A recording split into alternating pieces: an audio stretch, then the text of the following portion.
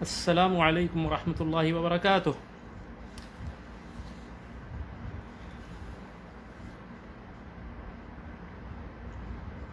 عزیز برادران اسلام، امید ہے آپ سب خیریت سے ہوں گے، خوش و خرم ہوں گے۔ اللہ تعالیٰ آپ سب کو اپنے حفظ و امان میں رکھے۔ بڑے عرصے کے بعد لائیو سیشن میں ملاقات ہو رہی ہے۔ ہاں جناب، کون کون آیا ہے؟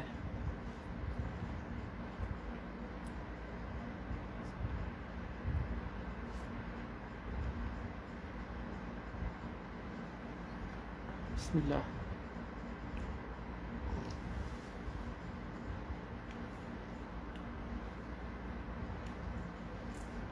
آواز امید ہے بالکل کلیئر واضح آ رہی ہوگی، اور امید ہے کہ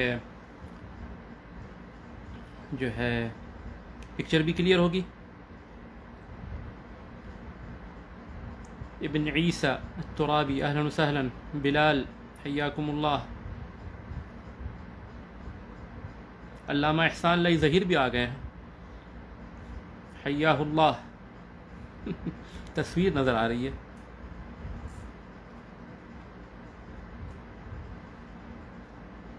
تصویر پہ یاد آیا، بعض لوگ مشاہیر کی وہ جو ہے نا، وہ کیا کہتے ہیں اس کو، اپنا ڈی پی لگا لیتے ہیں، تو مجھے بعض کا پتہ نہیں ہوتا۔ میں سمجھتا رہا کہ یہ اس کی اپنی تصویر، اس کی اپنی پکچر ہے۔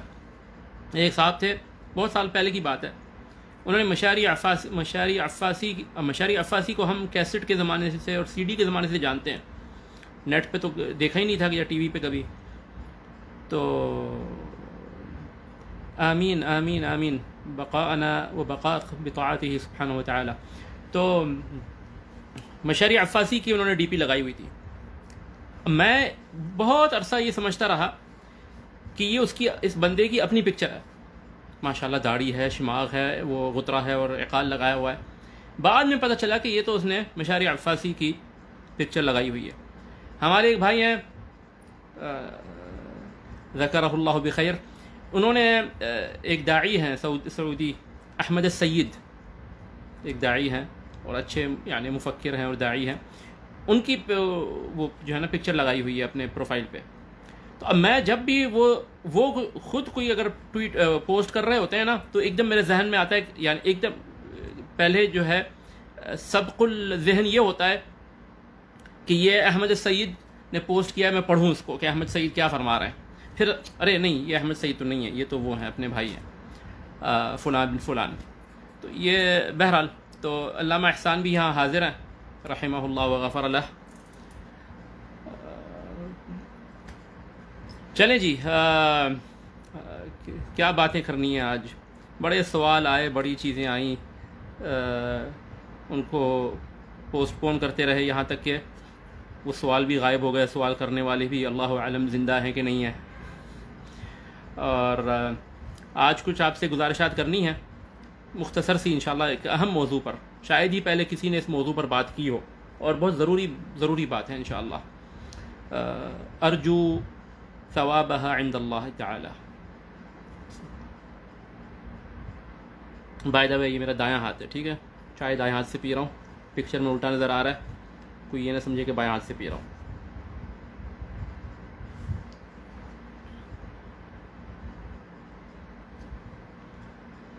اللہ اکبر۔ کچھ سلسلے ہم نے شروع کیے تھے سوال جواب کے، وہ بھی رہ گئے۔ وہ دلائل النبوہ کا سلسلہ شروع کیا تھا، 3 اس میں ریکارڈنگز ہوئی تھی، وہ بھی آگے جو ہے انشاءاللہ کرنی ہے۔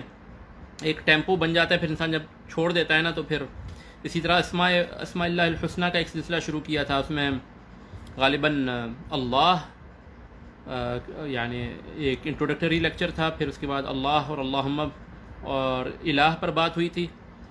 وہ بھی انشاءاللہ سلسلہ دوبارہ کنٹینیو کرنا ہے، اللہ تعالیٰ توفیق دیں، وقت میں برکت دیں۔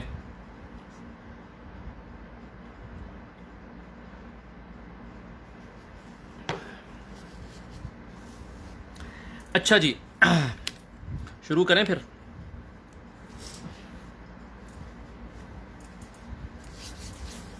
چلیں، احمد سلطان حیاکم اللہ، ہانی زید، محمد نسیم اختر، اهلا وسهلا جميعا. الحمد لله رب العالمين، صلی اللہ وسلم وبارک علی نبینا محمد وعلی آلہ وصحبہ اجمعین، اما بعد. آج میں ایک اہم موضوع پر بات کرنا چاہتا ہوں آپ سے. وہ موضوع ہے ہماری اولاد کا ہم پر حق. اس موضوع پر علماء کے بیانات موجود ہیں، آپ نے سنے ہوں گے کہ اولاد کے اپنے والدین پر کیا حقوق ہیں. یعنی اپنے باپ اپنے اولاد کے لیے سب سے پہلے تو اچھی ماں تلاش کرے، اور ماں ہے تو وہ اپنے بچوں کے لیے اچھا باپ تلاش کرے. یہ ساری چیزیں آپ نے سنی ہوں گی، لیکن اس میں ایک اہم پہلو ہے جس پر کوئی بات نہیں کرتا، اور میں سمجھتا ہوں اس پر بات کرنا نہایت ضروری ہے، اہم ہے، اور اس مسئلے کو تھوڑا سا مزید تفصیل کے ساتھ ایکسپلین کرنا بھی ضروری ہے. وہ مسئلہ ہے کہ اولاد کا اپنے والدین پر حق ہے کہ وہ اپنے اولاد کے لیے اپنے والدین اپنے بچوں کے لیے اپنے بچوں کو اچھا صحت مند اور قد آور بنائیں. اپنے بچوں کو اچھا صحت مند اور قد آور اور ذہین بنائیں. یہ اولاد کا حق ہے والدین پر کہ اپنے بچوں کو قد آور، ذہین، طاقتور، صحت مند بنائیں. وہ کیسے ہوگا؟ اس میں سب سے جو ایک اہم چیز ہے نا، نقطہ ہے، اور ہمارے معاشرے میں اس کی ضرورت ہے، وہ یہ ہے کہ فرسٹ کزن میرج سے پرہیز کریں. فرسٹ کزن میرج سے پرہیز کریں. ہمارے ہاں بہت سے خاندانوں میں، بہت سے دیہاتوں میں خاص طور پر، اور شہروں میں بھی بہت سے خاندانوں میں یہ ہوتا ہے کہ جی چچا کا لڑکا، چچا کی لڑکی، پپھو کا لڑکا، پپھو کی لڑکی، خالہ کا لڑکا، خالہ کی لڑکی، ماموں کا لڑکا، ماموں کی لڑکی. اس سے باہر نکلتے ہی نہیں. یہ خاندان میں شادی ہونی چاہیے. خاندان والوں کو ہم اچھی طرح جانتے ہیں، تو بس وہ خاندان میں ہی رہے، اور تو وہ ہمیشہ وہ فرسٹ کزن میرج ہی چلتی رہتی ہے، نسل در نسل، اس سے باہر نہیں نکلتے. اس کا نتیجہ کیا ہوتا ہے کہ اولاد میں، بچوں میں بہت زیادہ امکانات ہوتے ہیں، بہت زیادہ چانس ہوتا ہے کہ وہ بچے کمزور پیدا ہوں، ان میں جینیٹک ڈس آرڈرس ہوں. انشاءاللہ ہم سمجھائیں گے انشاءاللہ کہ جینیٹک ڈس آرڈر کیا ہوتا ہے اور کیسے آتے ہیں. جینیٹک ڈس آرڈرس ہوں، اور وہ ارلی پری میچور ڈیتھ، جینیٹک ڈس آرڈرس، اور وہ کمزور اور کم قد کے پیدا ہوں. یہ چیز جو ہے ایک سائنٹیفکلی پروون ہے، تجربہ اس کی گواہی دیتا ہے، اور ملاحظہ اس کی گواہی دیتا ہے. چنانچہ عربوں میں ایک کہاوت مشہور ہے، 1000 سال سے زائد عرصے سے، یعنی یہ 1400-1500 سال سے یہ کہاوت ایک عربوں میں مشہور ہے کہ اغتربوا لا تضووا. اغتربوا لا تضووا، تا ضاد ضاد واو واو، لا تضووا، اغتربوا لا تضووا. بعض نے تو اس کو بطور حدیث پیش کیا ہے کہ یہ حدیث ہے، اور کتب غریب الحدیث کی کتابوں میں بھی یہ چیز جو ہے مذکور ہے. ابن قتیبہ کی غریب الحدیث، الحربی کی غریب الحدیث میں بطور حدیث اس کو لکھا ہے کہ جی یہ حدیث ہے، لیکن اس کا حدیث ہونا ثابت نہیں ہے. لیکن بہرحال یہ من امثال العرب ہے، اور عربوں کی کہاوت ہے، اور کسی عالم نے اس پر اعتراض نہیں کیا کہ یہ غلط ہے، یعنی کہ اس کے معنی غلط ہیں.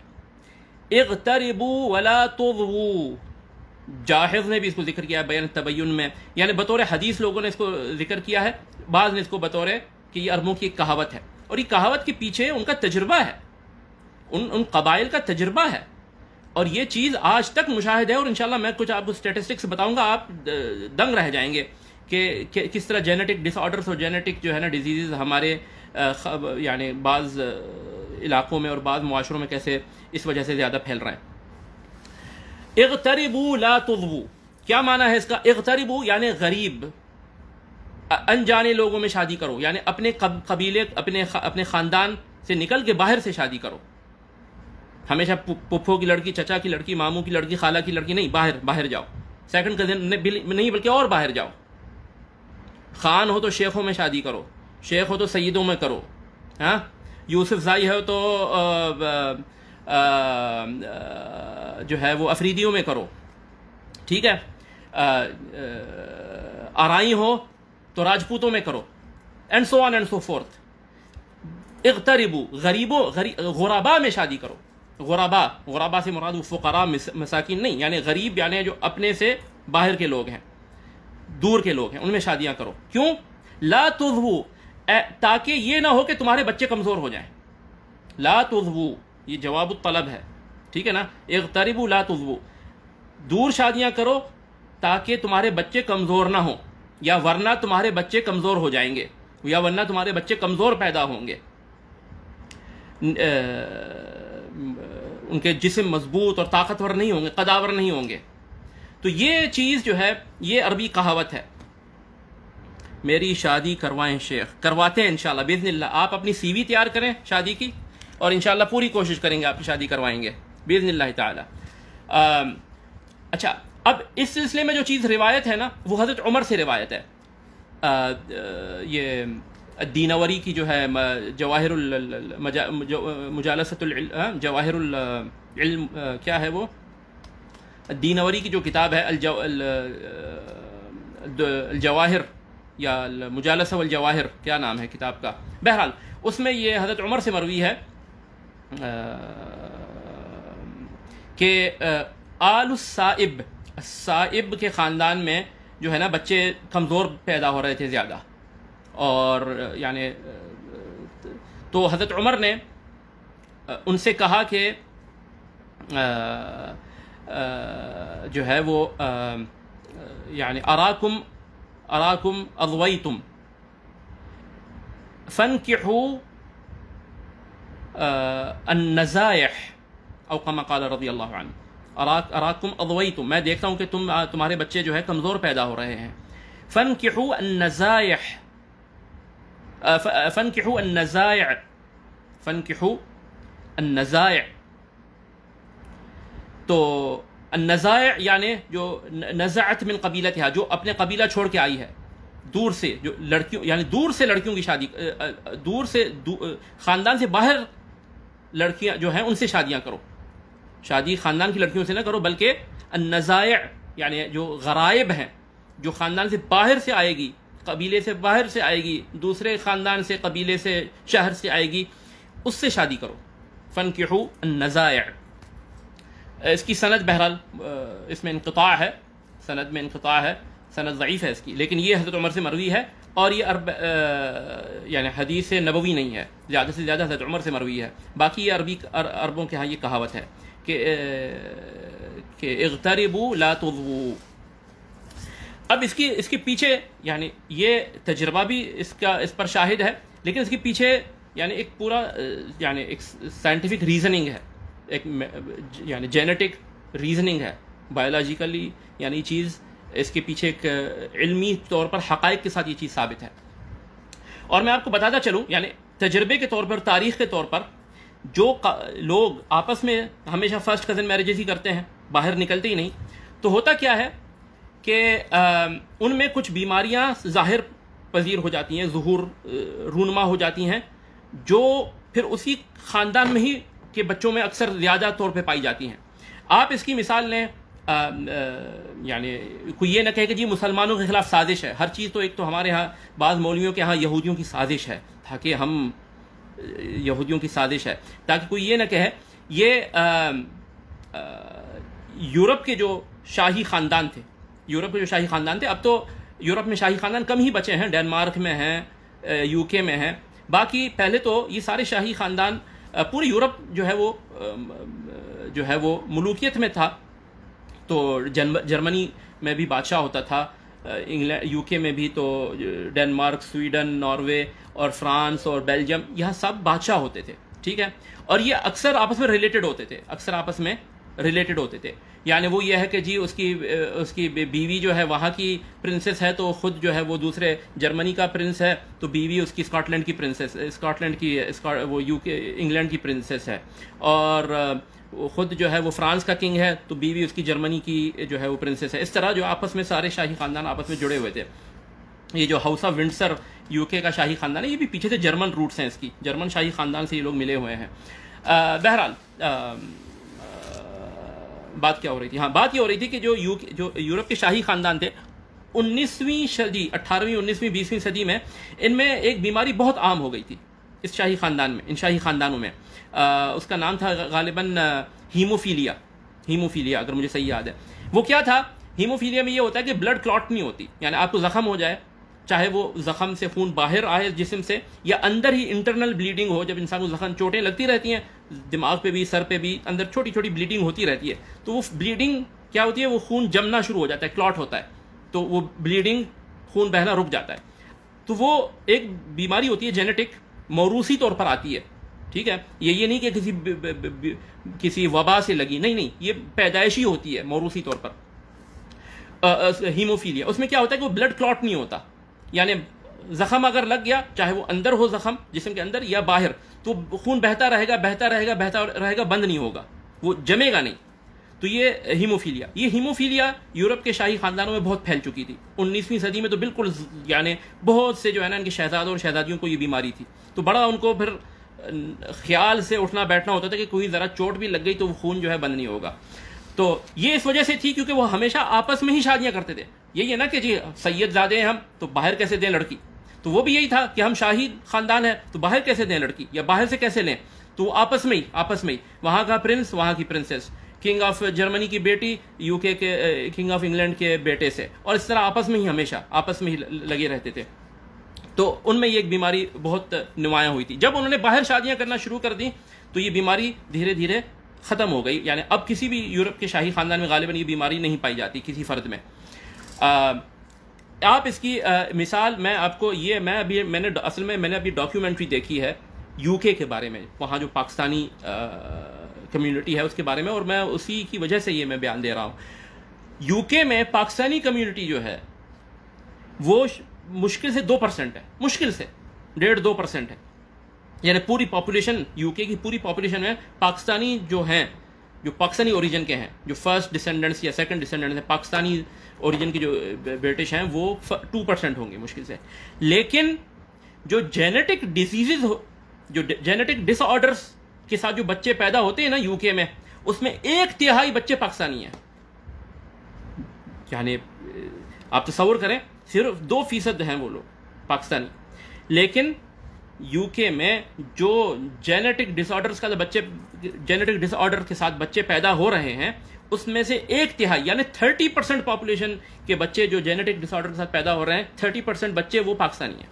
یعنی اب ہونا تو ہی چاہیے تھا کہ 2% ہے، تو جینیٹک ڈس آرڈرس کے ساتھ پیدا ہونے والے بچے بھی اسی نسبت سے ہوتے، 2%، 3%، 4%. لیکن 30% بچے جو جینیٹک ڈس آرڈر کے ساتھ پیدا ہوتے ہیں وہ پاکستانی ہیں. کیوں؟ کیونکہ یو کے کی جو فگر ہے وہ یہ ہے کہ آدھے 50% میرجز جو ہیں یو کے میں پاکستانیز کی وہ فرسٹ کزن میں ہوتی ہیں. اور یو کے میں تو زیادہ مسئلہ ہے، پاکستان میں تو پھر بھی کہیں لڑکا لڑکی کو پسند کر کے شادیاں ہو جاتی ہیں نا، خاندان سے باہر کالج میں وہ ادھر وہ پڑوس میں، آس پڑوس میں شادیاں ہوتی ہیں. ہمارے یہاں یو کے میں کیا ہے کہ جی امیگریشن کروانی ہے نا، وہ بھانجا ہے، بھتیجا ہے، ٹھیک ہے، تو تمہاری خالہ کا لڑکا ہے، تمہارے ماموں کا لڑکا ہے، تمہاری چچا کا لڑکا ہے، اس کو بھی تو یو کے لانا ہے. تو آپ امیگریشن کروانے کے لیے شادی کرواؤ تاکہ پھر وہ امیگریٹ کر کے آ جائے یو کے. تو یہی چل رہا ہوتا ہے سلسلہ. تو 50% میرجز جو ہیں یو کے میں وہ خاندان میں ہو رہی ہیں. خاندان سے مراد یہ کہ فرسٹ کزن میں ہو رہی ہیں. تو اس وجہ سے پھر ان میں جینیٹک ڈس آرڈر، یعنی یہ چیز تجربہ شدہ ہے، وہ آپ یعنی علمی حقائق کو آپ جھٹلا نہیں سکتے. اور دین میں کوئی ایسی چیز نہیں ہے کہ دین نے اسلام نے کہا ہو کہ نہیں فرسٹ کزن کی میں میرج کرنے کے کوئی خاص فضائل ہیں، فرسٹ کزن میں شادی کرنے کے کوئی خاص فضائل ہیں، یا اس کی طرف شریعت نے کوئی خاص رغبت دلائی ہو. تو یہ بھی کوئی نہیں کہہ سکتا کہ جی آپ شریعت کی مخالفت کر رہے ہیں.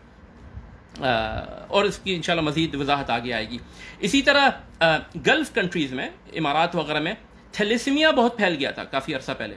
تھیلیسیمیا کیا ہے کہ وہ اس میں جو ہے نا وہ ہیموگلوبین کی کافی مسئلہ ہوتا ہے، جو بلڈ زیادہ آکسیجن کیری نہیں کر سکتی، تو انسان جو ہے نا وہ ہمیشہ فٹیگڈ اور ایگزاسٹڈ رہتا ہے، وہ آکسیجن اس کو نہیں ملتی تو وہ اتنا زیادہ چست نہیں ہوتا اور ایکٹیو نہیں ہوتا.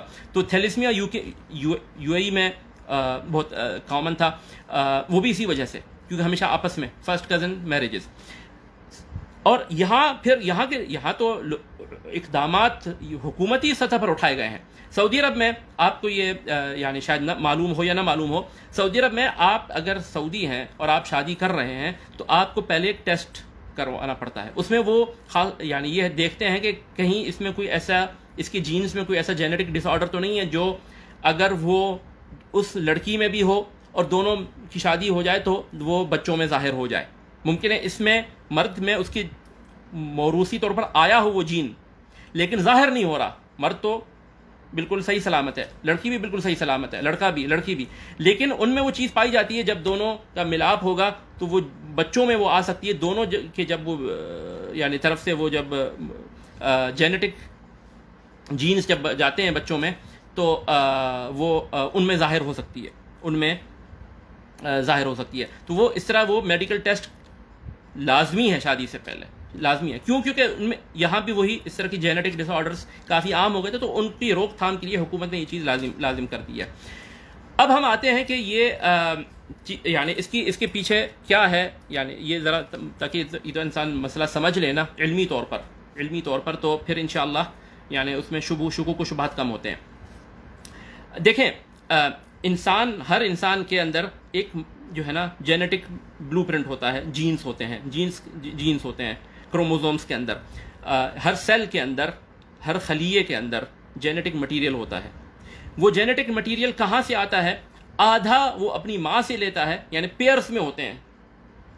ہر انسان کی جو صفت ہے اس کے لیے ایک کوڈ لکھا ہوا ہے, ہمارے جینز میں, ہمارے ڈی این اے میں, ٹھیک ہے نا. وہ کوڈ جو لکھا ہوا ہے, یعنی آنکھوں کا رنگ ہے, سر کے بالوں کا رنگ ہے, چہرے کی شکل ہے, ناک ہے, کان کیسی ہوگی, قد کتنا ہوگا, یعنی سارا کچھ وہ لکھا ہوا ہے. ماں کی طرف سے بھی آتا ہے, وہ باپ کی طرف سے بھی آتا ہے. آدھے جو ہے نا وہ جینز ماں کی طرف سے انسان کو ملتے ہیں اور آدھے باپ کی طرف سے ملتے ہیں. اب ہوتا یہ ہے کہ اس میں سے جو زیادہ قوی ہوتے ہیں نا ان کو کہتے ہیں ڈومیننٹ جینز, ڈومیننٹ زیادہ غلبہ پانے والے, وہ ظاہر ہوتے ہیں اور دوسرے ظاہر نہیں ہوتے. اب مثال کے طور پہ میں آپ کو اس سے ایک آسان سی مثال دیتا ہوں, یعنی جیسے بالوں کا رنگ ہے. اب بالوں کا رنگ یہ ہے کہ ویسے تو ہر صفت کے لیے کئی جینز ہوتے ہیں, لیکن ایک سمپل مثال لے لیں کہ بالوں کا رنگ ہے, اس کا ایک جین ہے, یعنی وہ یہ ہے کہ جی اس کا رنگ کالا ہوگا یا اس کے بال جو ہے وہ براؤن یا گولڈن ہوں گے, ٹھیک ہے. اب وہ کالا جو ہے نا وہ غالب آتا ہے, یعنی اگر اس کے باپ اور جو اس کا ددیال ہے پورے سارے سیاہ بال والے لوگ ہیں تو اس کو اپنے باپ سے وہ سیاہ رنگ ہی ملا ہوگا. فرض کریں اس کی ماں اور اس کے ننیال میں سب گولڈن بال والے لوگ ہیں تو اس کی ماں کی طرف سے اس کو گولڈن بال والا جین ملا ہوگا. جب یہ دونوں ملیں گے نا تو اب اس میں جو زیادہ قوی ہے وہ کون سا ہے؟ سیاہ بال والا ہے. گولڈن بال والا یہ ریسیسو ہے, بلیک ہیئر والا یہ ڈومیننٹ ہے. تو سیاہ بال غالب آ جاتے ہیں. بچوں کے بال سیاہ ہوں گے, اکثر یعنی اکثر کیسز میں. الا یہ کہ اس کے ددیال میں بھی وہ گولڈن بال والا کہیں کوئی پر دادا میں کوئی اس کے باپ کے ننیال میں اس کے باپ کہیں کوئی گولڈن بال کا والا شخص تھا. وہ اس کی صفت وہ چلتی آ رہی تھی چھپی ہوئی کہ ظاہر نہیں ہو رہی تھی, تو وہ وہاں سے بھی اگر گولڈن بال والی وہ صفت اس کے اندر آ گئی, ماں کی طرف سے بھی گولڈن بال والی صفت آ گئی تو گولڈن بال ظاہر ہو سکتے ہیں, ورنہ سیاہ جو ہے نا وہ گولڈن پہ غالب آتا ہے, سیاہ براؤن پہ, بلیک جو ہے وہ براؤن پہ غالب آتا ہے. اور یہ اس کا اشارہ حدیث میں ہے, وہ بخاری کی جو حدیث ہے نا, عبداللہ بن سلام رضی اللہ عنہ نے جو کچھ سوال کیے تھے کہ مما یشبہ الولد اباہ و امہ, یا متى ينزع الولد الى ابیہ متى ينزع الى امہ, کہ کب جو ہے باپ اپنے کب بچہ باپ کی مشابہت اپناتا ہے اور کب اپنی ماں کی مشابہت اپناتا ہے. تو نبی صلی اللہ علیہ وسلم نے فرمایا اذا سبق ماء الرجل ماء المرأة نزع الولد واذا سبق ماء المرأة ماء الرجل نزعت الولد. کہ اگر یہاں سبق سے مراد جو ہے نا غالب آنا ہے, اسی لیے دوسری روایت میں ہے اذا علا ماء الرجل, علا علو, تو یہ جیسے وہ حدیث ہے ان اللہ کتب کتابا هو عنده فوق العرش ان رحمتی سبقت غضبی, میری رحمت میرے غصے پر غالب آ گئی. اللہ تعالیٰ حدیث قدسی ہے کہ اللہ تعالیٰ نے اپنے پاس ایک عہد کیا ہے, اللہ تعالیٰ نے ایک عہد کیا ہے, ایک کتاب لکھ رکھی ہے عرش کے اوپر کہ میرا غصہ, میری رحمت میرے غصے پر غالب آ گئی. سبقہ سے کیا مراد ہے؟ غالب آنا. تو اس حدیث میں بھی سبقہ سے مراد ہے غالب آنا. اگر باپ کا کی جو ماء الرجل ہے, یعنی جو جینیٹک مٹیریل بچے کو باپ سے آتا ہے، جو جینیٹک مٹیریل اس کے باپ کے اس میں ہوتا ہے، نطفے میں ہوتا ہے، وہ غالب آ جائے تو باپ کی طرف جاتا ہے بچہ، اور اگر ماں کا جو نطفہ ہے یا ماں کا جو جینیٹک مٹیریل ہے وہ باپ کے نطفے پر غالب آ جائے تو ماں کی طرف جاتا ہے۔ یہ کیسے غالب آتا ہے؟ یہ آج سائنس نے ہمیں بتایا کہ کیسے غالب آتا ہے۔ جینز ہوتے ہیں، کروموزوم کے پیئرز ہوتے ہیں، اور آدھا جو ہے نا انسان کو اپنے باپ سے ملتا ہے اور آدھا اپنی ماں سے ملتا ہے۔ تو ہر چیز کی، ہر صفت کی جو ہے وہ دو وہ ہوتے ہیں، یعنی جینز ہوتے ہیں۔ تو بعض جو جینز ہوتے ہیں وہ بعض پر غالب آتے ہیں۔ تو اگر باپ کے جینز غالب آ گئے تو وہ ظاہر ہوں گے، ماں کے اس کے اندر ہوں گے، ممکن ہے آگے اس کے آگے بچوں میں ظاہر ہوں، اس کے پوتوں میں ظاہر ہوں، اس کے نواسوں میں ظاہر ہوں، لیکن ابھی فی الحال جو ہے چھپے ہوئے ہیں۔ کیوں؟ کیونکہ باپ کے جینز غالب آ گئے، باپ کی صفات غالب آ گئی، تو باپ پر اس کی شکل جا رہی ہے، اور ممکن ہے ماں کے جینز جو ہے باپ کے جینز پر غالب آ جائے۔ تو یہ حدیث میں ہے۔ اور اسی طرح وہ جو حدیث ہے صحیح بخاری میں، ایک شخص آیا اور کہا یا رسول اللہ کہ میں جو ہے نا میرے ہاں جو بچہ پیدا ہوا ہے وہ سیاہ فام ہے، سیاہ رنگ کا، میرا بیٹا جو ہے کالا پیدا ہوا ہے، یہ کیسے ہو سکتا ہے؟ تو نبی صلی اللہ علیہ وسلم نے فرمایا کیا تمہارے پاس کوئی اونٹ ہے؟ فرمایا جی ہیں۔ فرمایا کون سے رنگ کے ہیں؟ کہا حمر، سرخ اونٹ ہے میرے پاس۔ فرمایا ان میں کوئی اورق ہے، کوئی گرے کلر کا، یعنی سیاہی مائل، سفید سیاہ، یعنی گرے کلر کا کوئی اونٹ ہے اس میں؟ فرمایا ہے۔ تو پوچھا کہ وہ کہاں سے آیا؟ فرمایا لعلہ نزعہ عرق، یا رسول اللہ اس کے اوپر خاندان میں، دور نسل میں کوئی رہا ہوگا تو وہ اس میں ظاہر ہوا ہے آ کے۔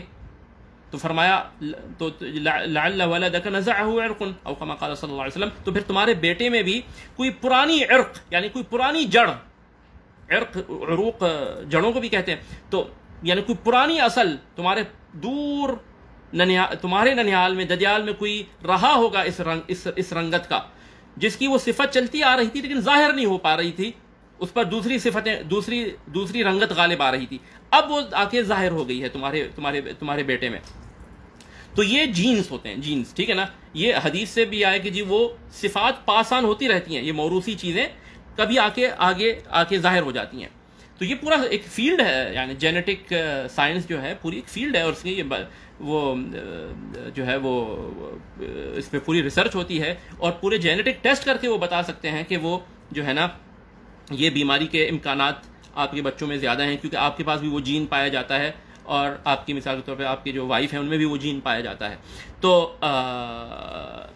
کہنے کا مطلب یہ کہ یہ ہوتا یہ کہ اب اگر خاندان میں ایک بیماری آ گئی کسی فرد کے پاس، ٹھیک ہے، اب وہ اس کا جین اس کے بچوں میں جائے گا، اس کے بچوں میں جائے گا تو اس کے پوتوں اور نواسوں میں بھی جائے گا۔ اب وہ اگر آپس میں ہی شادیاں کریں گے، ٹھیک ہے نا، تو ان کے پردادا، دادا پردادا میں جو بیماری تھی وہ اب دوبارہ ظاہر ہونے کے چانس بڑھ جائیں گے، وہ موروثی بیماری، کیونکہ اب وہی جین ماں کی اس کے بچوں میں نہیں آیا، ٹھیک ہے، لیکن اس کے بچوں میں وہ جین تھا، ظاہر نہیں ہوا۔ تو یہ اکثر جو بیماریاں ہیں نا یہ دونوں ریسیسو ہوتی ہیں، یعنی یہ ریسیسو جینز میں ہوتی ہیں، یعنی جب وہی ماں کی طرف سے بھی وہی چیز ملے گی، باپ کی طرف سے بھی ملے گی، تب بیماری ظاہر ہوگی۔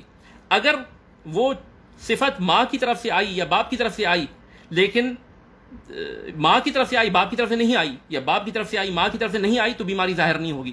جب دونوں طرف سے آئے گی بچے میں، دونوں کے ماء الرجل اور ماء المرأہ دونوں میں وہ آئے گی، تب وہ بیماری ظاہر ہوگی۔ تو اب اس کے چانس زیادہ ہیں، جب وہ ایک ہی خاندان میں بار بار فرسٹ کزن میرجز چلتی رہیں گی تو کچھ بیماریاں ان خاندانوں میں خاص ہو جاتی ہیں، یعنی ان خاندانوں میں زیادہ وہ پھیل جاتی ہیں اور زیادہ ظاہر اور رونما ہونے لگتی ہیں، بخلاف اس کے کہ آپ دوسرے خاندان سے شادی کریں۔ اب اس میں ہوتا یہ کہ کچھ آپ کے پاس ڈومیننٹ جینز ہیں، ٹھیک ہے، اور کچھ ریسیسو ہیں، ادھر اس قبیلے، اس خاندان، دوسرے قبیلے، دوسرے خاندان کے لوگوں میں کچھ ڈومیننٹ جینز ہیں، کچھ ریسیسو ہیں۔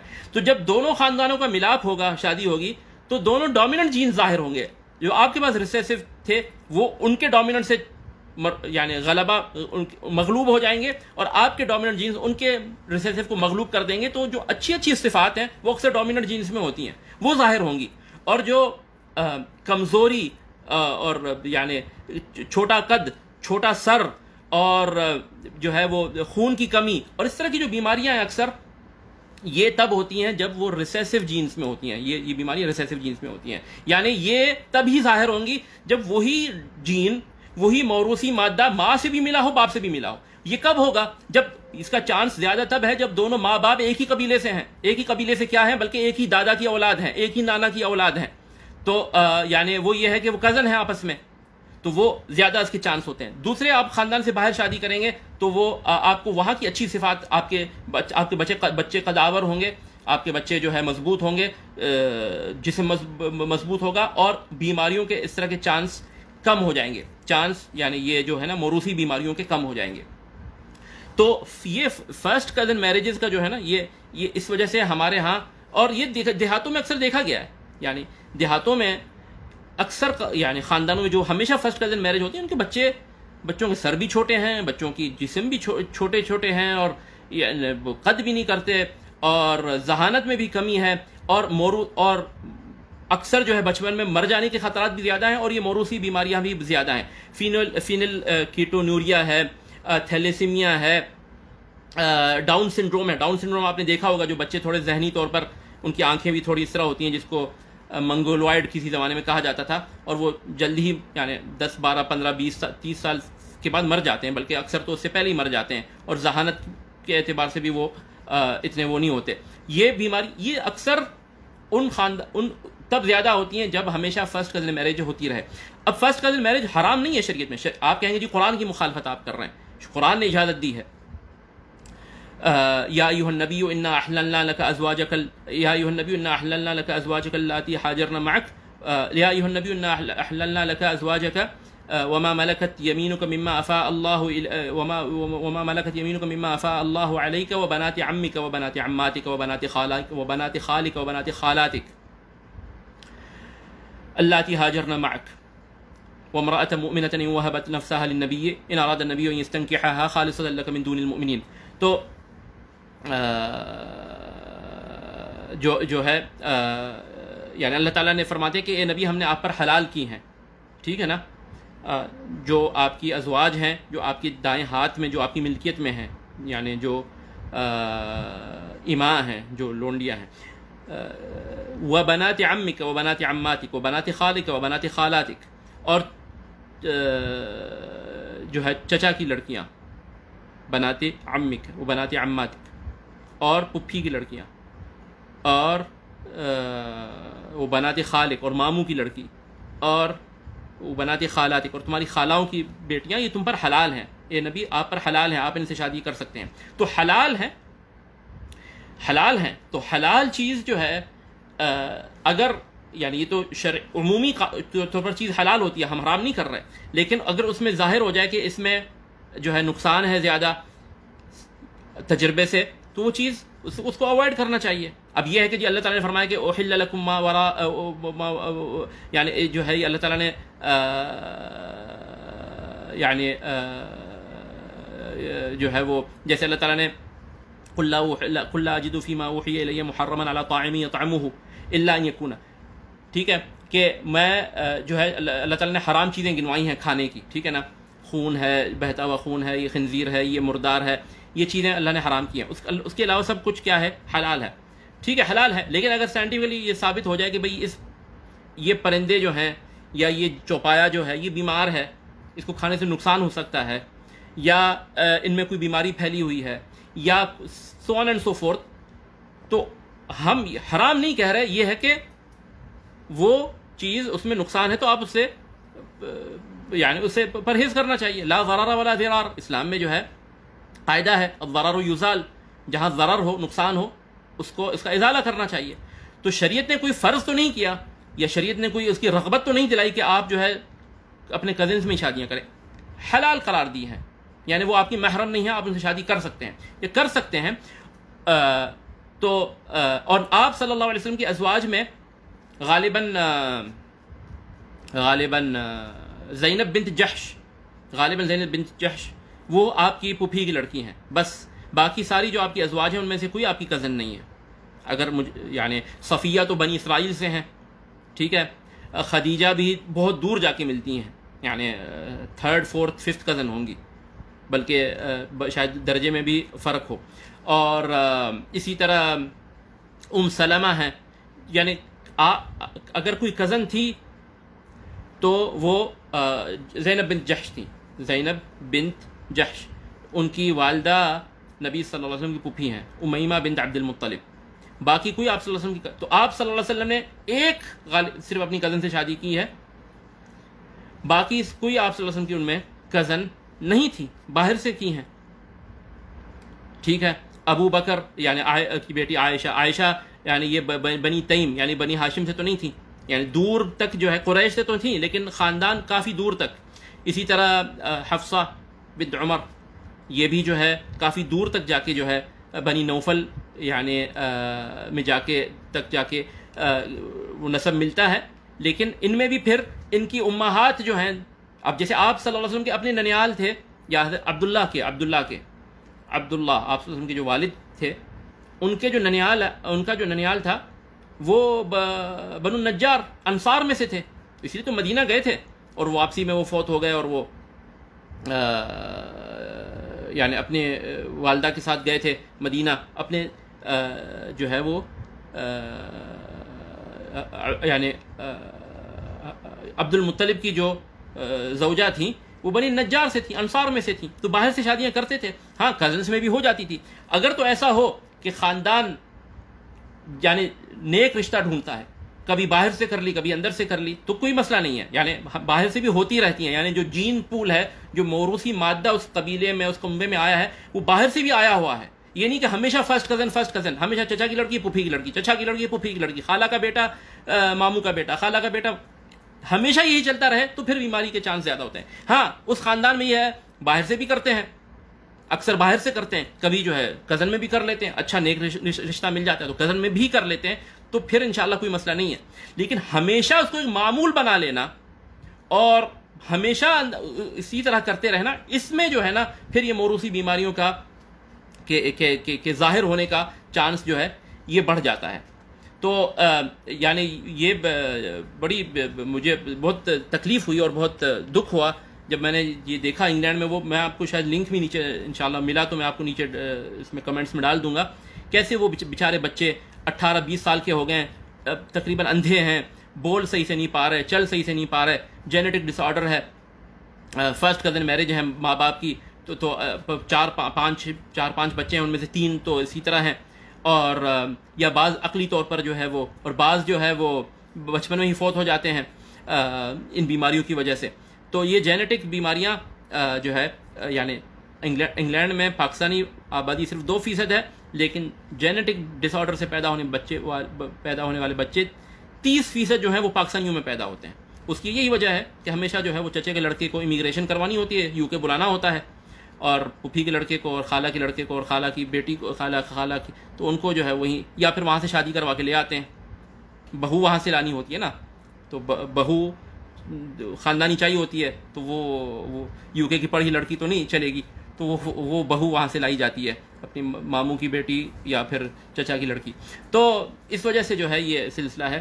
تو اولاد کا اپنے والدین پر حق ہے کہ وہ اپنے اولاد کو قداور بنائیں، صحت یاب بنائیں، ذہین بنائیں اور مضبوط بنائیں. اور اس کا ایک جو ہے یعنی مجرب نسخہ یہ ہے کہ خاندان سے باہر شادی کریں، کزن سے باہر شادی کریں، کزنس کو چھوڑ دیں، 3rd-4th کزن چلے گا، لیکن خاندان سے باہر شادی کریں، اور دیکھیں پھر آپ کے جو ہے بچے کتنے قداور اور صحت مند پیدا ہوتے ہیں انشاءاللہ. تو یہ عربوں کی ایک کہاوت 1000 سال سے چلتی آ رہی ہے، 1000 سال سے بھی زائد ممکن ہے، 1500 سال سے 1500 سال سے چلتی آ رہی ہے کہ اغتربوا لا تضبوا، خاندان سے باہر شادی کرو ورنہ بچے کمزور ناتواں پیدا ہوں گے. اور اس کو علماء نے بطور حدیث بھی ذکر کیا ہے، جبکہ وہ حدیث نہیں ہے، اور کسی نے اس پر کوئی نہ اعتراض کیا، نہ یہ کہا کہ یہ غلط ہے اور یہ جو ہے کوئی یہودیوں کی سازش ہے. ٹھیک ہے نا ہمارے ہاں کوئی سائنٹیفک چیز بتاؤ تو یہودیوں کی سازش ہو جاتی ہے، اور اللہ المستعان. تو اور اس کو یعنی بطور حدیث بھی بعض نے نقل کیا ہے، اور حضرت عمر سے مروی بھی ہے، جب انہوں نے دیکھا کہ وہ ایک قبیلہ تھا، کنبہ تھا، صائب کا خاندان، ان میں ہمیشہ بچے اسی طرح پیدا ہو رہے تھے، تو فرمایا کہ ان فنکحوا النزائع، خاندان سے باہر کی لڑکیوں سے شادیاں کرو، تاکہ یہ جو ہے نا تمہارے بچے کمزور پیدا ہو رہے ہیں یہ ایسے پیدا نہ ہوں. تو انشاءاللہ امید ہے کہ یہ جو اولیاء الامور ہیں، جو والدین ہیں، وہ سوچیں گے اس بات پر. انشاءاللہ یو کے میں یہ پیغام جائے گا، اور یہ جو ہے نا یہ سلسلے کو توڑا جائے گا. یہ ہمیشہ، اور یہ اکثر جو ہے پریشر میں کی جاتی ہیں. اکثر لڑکی کی پسند کوئی اور ہوتی ہے، لڑکی کی پسند کوئی اور ہوتی ہے. بس وہ ہے کہ جی بچپن سے کہہ دیا ہے، بچپن سے باندھ دیا ہے کہ ہاں یہ جو ہے نا یہ سارہ جو ہے یہ زید کے لیے ہے، اور یہ خولہ جو ہے یہ عبید کے لیے ہے. بچپن سے ہی کہہ دیا ہے کہ میرا بیٹا تمہاری بیٹی کے لیے. بھائی بہنوں نے اور اپنے آپ اور آپس میں جو ہے نا پہلے سے طے کر کے رکھا ہوتا ہے. پھر نہ بیٹے کی رضا ہوتی ہے، نہ بیٹی کی رضا ہوتی ہے. بس وہ یہی ہے کہ بچپن سے حامی بھری ہوئی ہے کہ یہ تمہارا جو ہے تمہاری شادی ادھر ہی کرنی ہے. تو انشاءاللہ اس چیز کو توڑا جائے گا، اور اس رسم کو، اور نیک رشتہ ڈھونڈا جائے گا، چاہے وہ خاندان سے باہر ہی کیوں نہ ہو. لوگ کہتے ہیں جی ہماری عادات قبائلی، کیا عادات، کیا خرابیت، کس زمانے میں رہ رہے ہیں آپ؟ اب تو یعنی آپ اگر ایک جگہ رہ رہے ہیں خلیج میں، مثال کے سعودیہ میں آپ رہ رہے ہیں، آپ سندھ کے ہوں، آپ بلوچستان کے ہوں، آپ پنجاب کے ہوں، آپ کراچی کے ہوں، آپ پٹھان ہوں، سندھی ہوں، آپ کوئی بھی ہوں، آپ کی یہاں رہتے ہوئے سب کی عادتیں ایک جیسی ہوتی ہیں. ایک ہی معاشرے، یعنی اس معاشرے میں رہتے ہوئے سب کی عادتیں تقریباً ایک جیسی ہو جاتی ہیں. اگر پڑھے لکھے لوگ ہیں، سمجھدار لوگ ہیں اور دیندار ہیں تو پھر تو کوئی مسئلہ ہی نہیں ہے. تو یہ کیا، ہاں میں یہ نہیں کہہ رہا کہ آپ جو ہے وہ برازیل سے شادی کریں اور نائجیریا سے شادی کریں اور ساؤتھ افریقہ سے شادی کریں اور سائبیریا سے یا ڈنمارک سے شادی کریں. وہ آپ کی عادتیں الگ ہوں گی، ان کی عادتیں الگ ہوں گی. لیکن یہ اتنا کیا کہ جی وہ خاندان سے باہر جائیں گے تو وہ عادتیں الگ ہوتی ہیں. کون سی عادتیں الگ ہوتی ہیں؟ چلیں آپ اپنے صوبے میں تو میں رہیں. میں نہیں کہتا کہ چلیں آپ دوسرے صوبے والوں سے کریں.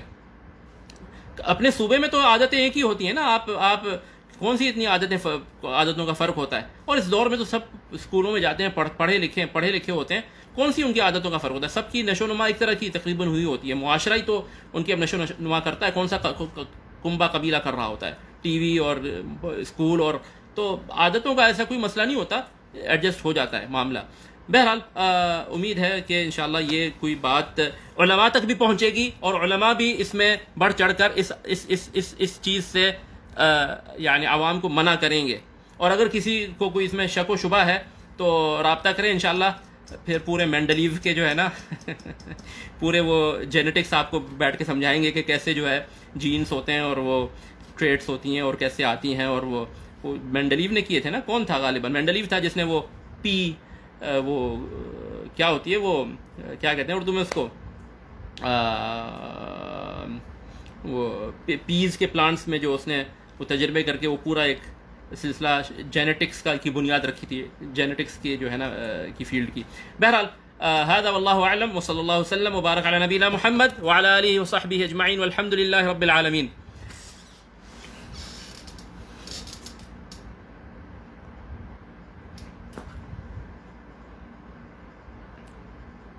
شیخ فلیٹ ارتھ پر بات کرتے ہیں. فلیٹ ارتھ پہ کریں گے انشاءاللہ. آپ کو بتائیں گے کہ علماء عرب و عجم کا، یہود و نصارہ و مسلمین اور رومان اور اغریق کا اجماع ہے کہ ارتھ جو ہے نا وہ گول ہے. اچھا جی سر سائنس پڑھنے کا موڈ نہیں ہے. چلیں کوئی بات نہیں، آج تھوڑی پڑھا دیتے ہیں. فضول انسان تو پھر نہ سنیں. کس نے مجبور کیا آپ کو سننے پر؟ حیاکم اللہ. اچھا کچھ سوال آئے تھے، بہت سوال آئے تھے. ابھی اپنے عزیز بھائی سعد محمود کے کچھ سوال میں دیکھ رہا تھا فیس بک میں میسنجر پہ انہوں نے کیے ہوئے تھے. کیا تھے؟ 2 سوال آئے ہوئے تھے. ہاں ایک سوال تھا ان کا قرات کے بارے میں کہ اگر کوئی شخص حفظ کی قرات کو پڑھتا ہے، کوئی شخص اگر حفظ کی قرات کو پڑھتا ہے مثال کے طور پر، تو کیا اس کے لیے جائز ہے کہ کچھ قرات بریلوی کے پیچھے نماز ہوگی؟ ابھی انشاءاللہ جواب دیتے ہیں بریلوی کے پیچھے نماز ہوگی کہ نہیں ہوگی. سوال یہ ہے کہ کوئی شخص اگر حفظ کی قرات پڑھتا ہے، یعنی جو ہم اکثر ہندوستان، پاکستان، خلیجی ممالک میں جو چلتی ہے، ٹھیک ہے نا، حفظ عن عاصم، تو کیا اس کے لیے جائز ہے کہ کچھ آیات کسی اور قرات سے پڑھ لے؟ ہاں بالکل جائز ہے. یعنی شرعن جائز ہے کہ کوئی آیت اگر کسی اور قرات سے پڑھ لے تو شرعن کوئی ممانعت نہیں ہے نبی صلی اللہ علیہ وسلم کی احادیث سے.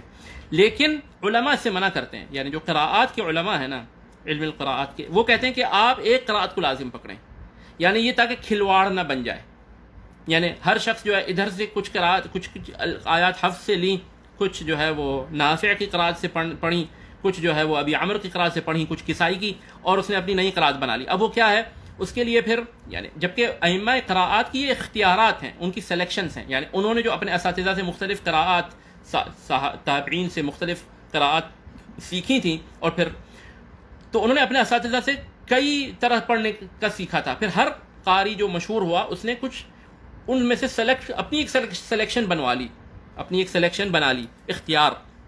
اسی لیے تو آپ دیکھیں کہ یعنی قراءات 10 ہیں، یا 10 کے بھی ہر ایک سے آگے 2 راوی ہیں تو 20 ہیں،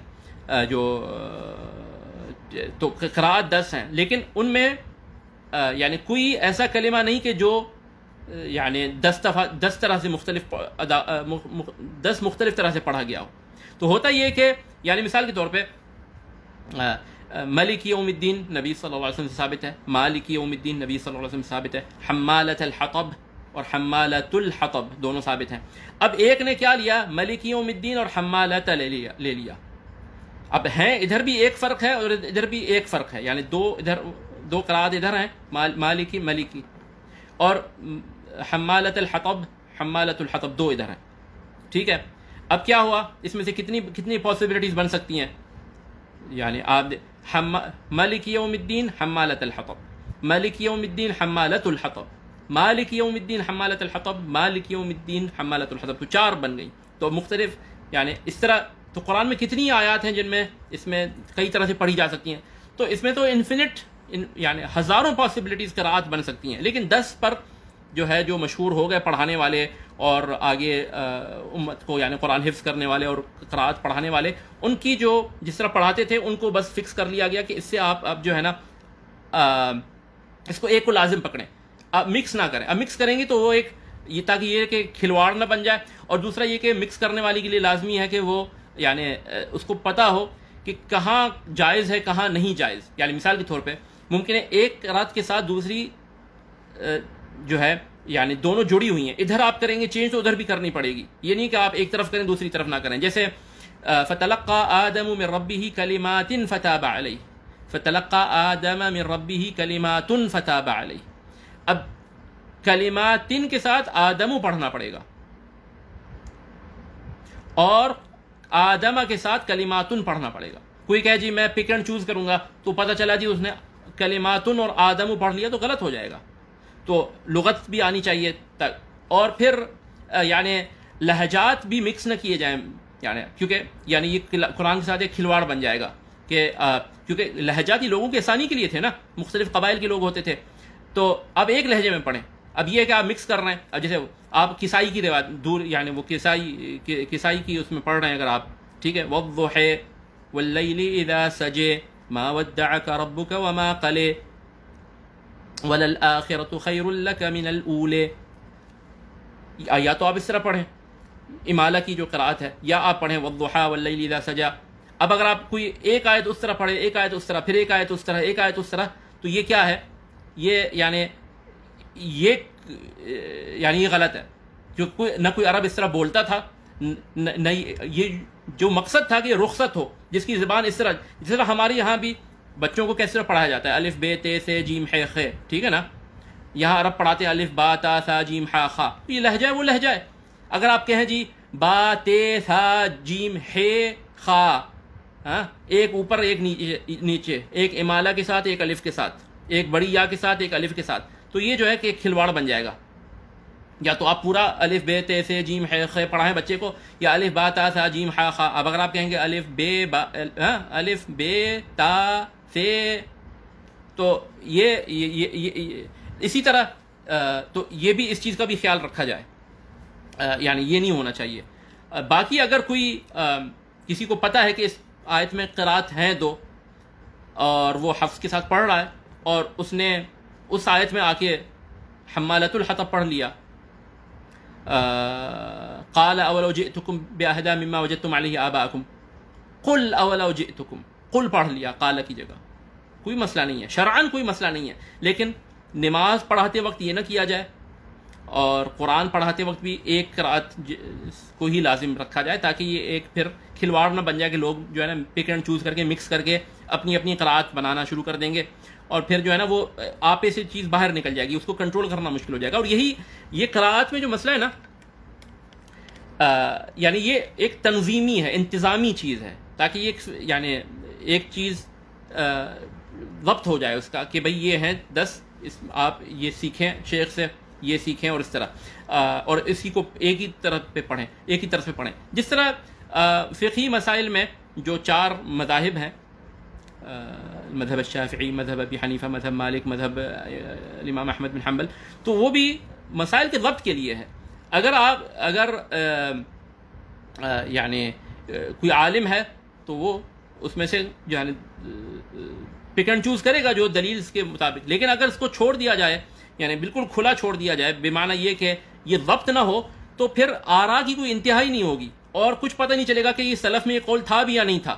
یہ مسائل اور ہر ایک قول کی کیا ادلہ ہیں، یعنی جب یہ مسائل تدوین ہو گئے اور سب نے اپنے اقوال کے لیے ادلہ کو جمع کیا اور سلف کے اقوال کو جمع کیا، تو ایک محصور ہو گیا، دائرہ تنگ ہو گیا. ورنہ صرف اگر کھلا چھوڑ دیا جاتا تو 4 مذاہب کیا، پھر تو ہر ایک کا اپنا مذہب ہوتا، کوئی یعنی بالکل ایک جو ہے نا افراتفری کی ایک کنفیوژن کی صورتحال پیدا ہو جاتی. تو بہرحال جائز ہے اصولاً، یعنی شرعاً اس میں کوئی ممانعت نہیں ہے، لیکن علماء قراءت اس سے منع کرتے ہیں، تاکہ یہ چیز انتظامی طور پر منع کرتے ہیں، انتظامی طور پر کہ یہ چیز ایک منتظم رہے، اور اس میں جو ہے نا یعنی لوگ کھیلیں نا قرآن کے ساتھ، کہ ادھر سے ادھر جو ہے وہ ہر ایک جو ہے وہ یعنی مکس کر رہا ہے اور پک اینڈ چوز کر رہا ہے. تو ورنہ اس میں کوئی حرج نہیں ہے کہ انسان ادھر حفظ پڑھ رہا ہے، تو کبھی اس نے جو ہے نماز پڑھی تو اس نے کہا مالکی یوم الدین کے ساتھ نماز پڑھ لی، اور باقی آگے ساری قرأت حفظ کی، کوئی اس میں شرعاً ممانعت نہیں ہے، واللہ اعلم.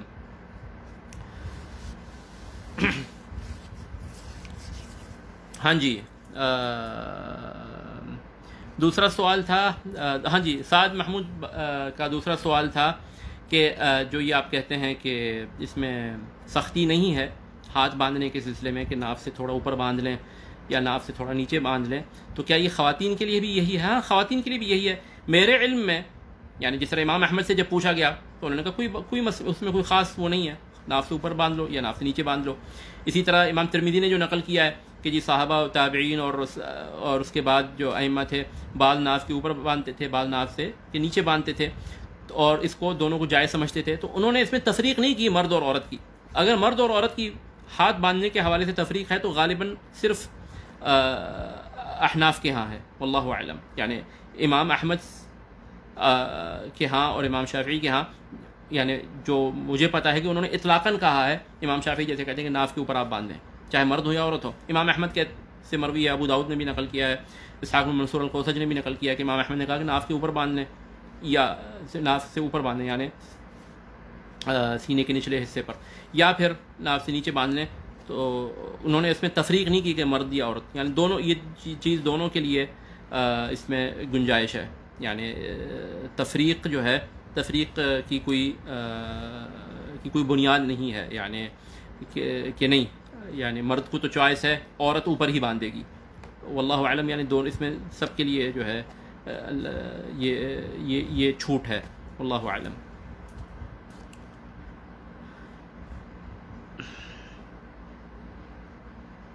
سپرسٹیشس باتیں، اچھا جی،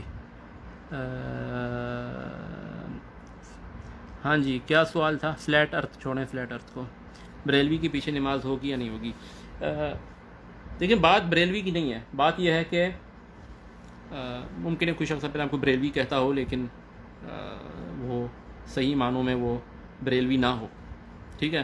تو بات نام پر کی نہیں ہے، بات یہ ہے کہ وہ بندہ، آپ نے کسی کی ٹوہ میں نہیں لگنا، آپ نے یعنی بائی ڈیفالٹ جو اپنے آپ کو مسلم کہتا ہے یا نماز پڑھا رہا ہے تو آپ نے اس کو مسلم ہی سمجھنا ہے، اور اس کے پیچھے آپ نے نماز پڑھ لینی ہے، اور نماز کے بعد اس کی کویسچن ہی نہیں کرنی کہ تمہارا کیا عقیدہ ہے، ختم نبوت کے بارے میں تمہارا کیا عقیدہ ہے، غیر اللہ کو پکارنے کے بارے میں تمہارا کیا عقیدہ ہے،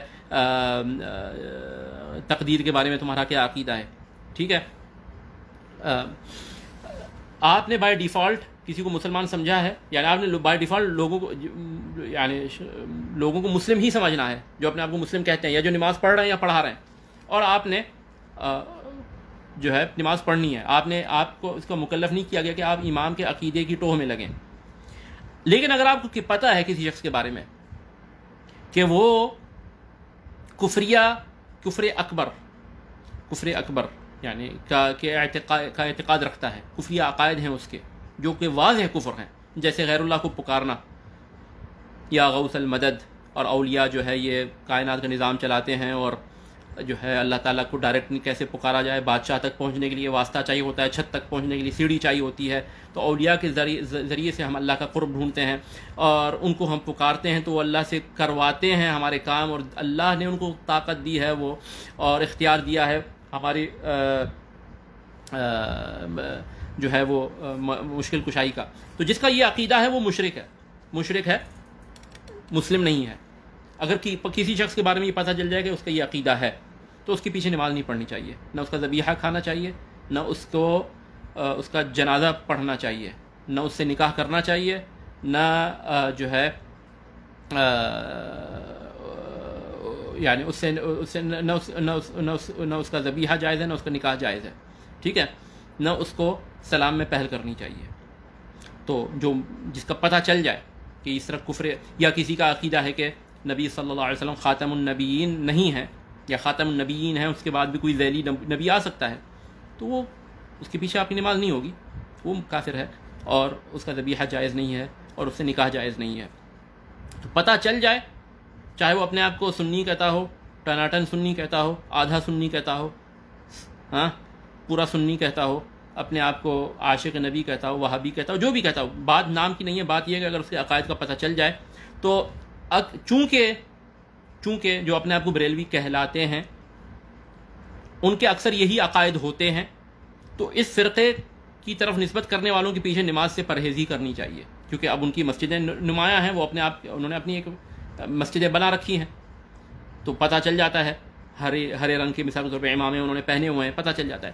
اگر چلتے ہوئے راہ مسافر ہیں آپ، مسجد میں رکے کوئی نماز پڑھا رہے ہیں، آپ پڑھ لیں، آپ کو اس کا عقیدہ جاننے کی کوئی ضرورت نہیں ہے۔ کوئی کسائی ہے، ذبح کر رہا ہے، بیچ رہا ہے، آپ اس سے جا کے اس کے جو ہے کویسچننگ نہیں کریں گے، سوال جواب نہیں کریں گے تمہارا کیا عقیدہ ہے، ختم نبوت کے بارے میں کیا عقیدہ ہے، غیر اللہ کو پکارنے کے بارے میں کیا عقیدہ ہے، نا، آپ بائی ڈیفالٹ مسلم ہے، ٹھیک ہے نا، محمد احمد خان اس کا نام ہے، تو آپ اس کا بسم اللہ پڑھ کے آپ کھائیں گے۔ پتہ چل جائے کبھی کہ فلاں شخص کا یہ عقیدہ ہے کفریہ، جو کفر اکبر ہے، جو کفر صریح ہے، جو شرک اکبر ہے، تو پھر ایسے شخص کے پیچھے آپ نہ نماز پڑھیں اور نہ اس کا ذبیحہ کھائیں، نہ اس کا جنازہ پڑھیں، ٹھیک ہے، انشاءاللہ مسئلہ واضح ہو گیا ہوگا۔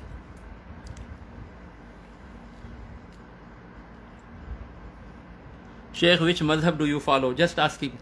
واللہ مذہب تو وہ فالو کرے جس نے کوئی مذہب تفصیل سے پڑھا ہو، اور میں ایک چھوٹا سا طالب علم ہوں، حنبلی مذہب کافی حد تک پڑھنے کی کوشش کر رہا ہوں، اللہ تعالیٰ توفیق دیں، تو میں فالو جو ہے کسی مذہب کو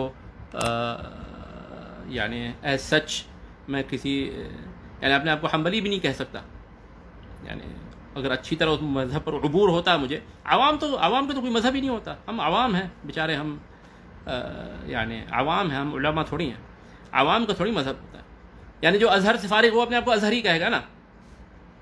اب میں نے ازہر میں جا کے کوئی ایک جو ہے کوئی کلاس اٹینڈ کر لی تو میں اپنے آپ سے نام کے ساتھ ازہری لگا دوں، تو یہ تو غلط بات ہے۔ جو ندوہ سے فارغ وہ ندوی کہے گا اپنے آپ کو، تو ندوہ میں کبھی گیا، مشائخ سے سلام کر کے آ گیا تو میں اپنے آپ کو ندوی لکھنا شروع کر دوں۔ تو حنبلی وہ ہے جس نے حنبلی مذہب پڑھا ہو، اس کی ادلہ کو جانتا ہو، امام احمد کے اقوال کو جانتا ہو، ادلہ کو جانتا ہو۔ اسی طرح شافعی اپنے آپ کو وہ کہے جس نے شافعی مذہب تفصیل سے پڑھا ہو، اس کے ادلہ کو سمجھا ہو۔ تو ہم تو عوام ہیں، ہمارا کوئی مذہب نہیں ہے، عوام کا کوئی مذہب نہیں ہوتا، ہم اپنے علماء سے پوچھتے ہیں اور اس پر عمل کرتے ہیں۔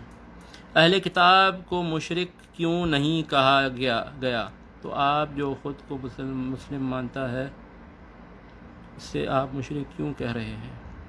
اپنے آپ کو جو مرضی مانے، قادیانی بھی اپنے آپ کو مسلم مانتا ہے، اس کو آپ کیا کہتے ہیں؟ مسلم اپنے آپ کو مانتا ہے تو قادیانی بھی تو اپنے آپ کو مسلم مانتا ہے، جہمیہ بھی اپنے آپ کو مسلم مانتے تھے. کوئی کہتا ہے کہ میں مشرک ہوں.